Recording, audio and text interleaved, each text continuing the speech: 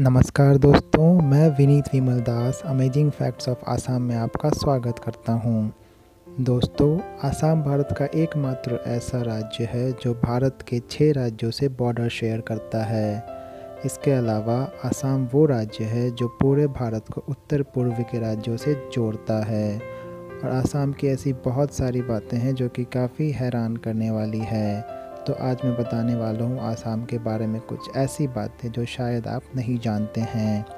1826 से पहले आसाम बर्मा का एक हिस्सा था और बाद में जाकर ये ब्रिटिश इंडिया का हिस्सा बना। 1950 से पहले त्रिपुरा और मणिपुर को छोड़कर उत्तर पूर्व भारत के ज़्यादातर राज्य आसाम का हिस्सा हुआ करता था। ब्रिटिश भारत के दौरान से ही चाय उत्पादन में आसाम का काफ़ी दबदबा रहा है और आज के दिनों में आसाम पूरे भारत में चाय का सबसे बड़ा उत्पादक है। भूपेन हजारिका सिंधु नदी के ऊपर बनाया गया भारत का सबसे लंबा पुल है, जो कि लोही नदी के ऊपर बनाया गया है। आसाम में स्थित काजीरंगा नेशनल पार्क भारत का मशहूर नेशनल पार्क है, जो कि एक सींग वाला राइनो के लिए पूरे भारत में जाना जाता है। आसाम में स्थित माजुली आइलैंड किसी भी नदी के द्वारा बना हुआ दुनिया का सबसे बड़ा आइलैंड है और नदी के ऊपर बना हुआ दुनिया का सबसे छोटा आइलैंड उमानंदा आइलैंड है, जो कि आसाम में ही आता है। आसाम के लोगों का सांस्कृतिक डांस बिहू डांस है और हैरान करने वाली बात यह है कि यहाँ के लोग इसे साल में 3 बार मनाते हैं। एशिया का सबसे पुराना तेल निर्यात केंद्र आसाम के डिगबोई में स्थित है और आज के दिनों में यह भारत का चौथा सबसे बड़ा ऑयल रिजर्वर है। आसाम में स्थित ब्रह्मपुत्र नदी भारत का सबसे चौड़ा नदी है, जो कि लगभग 10 किलोमीटर तक चौड़ा है। आसाम का ज़्यादातर हिस्सा 2 वैलियों के द्वारा घिरा है। पहला है ब्रह्मपुत्र वैली और दूसरा है प्राग वैली।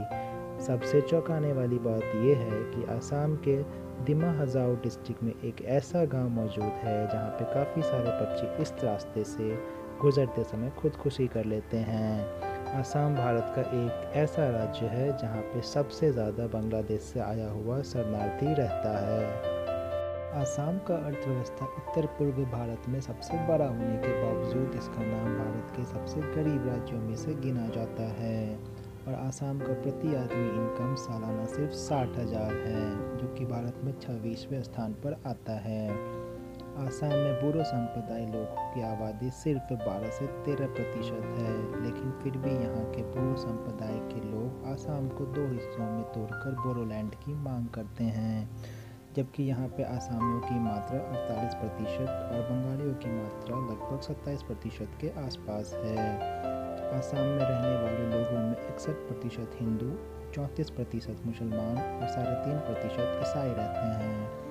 आसाम में मामला बोडोलैंड का हो या फिर अन्य दूसरे कारणों का, लेकिन यहाँ के ज़्यादातर मुसलमान और ईसाई अपने आप को असुरक्षित महसूस करते हैं। इन अशांतियों को मद्देनज़र रखते हुए भारत सरकार के द्वारा यहाँ पे 1958 से लेके आपी सभा एक्ट लागू करा हुआ है, जिससे कि आर्मी को काफ़ी पावर मिलता है।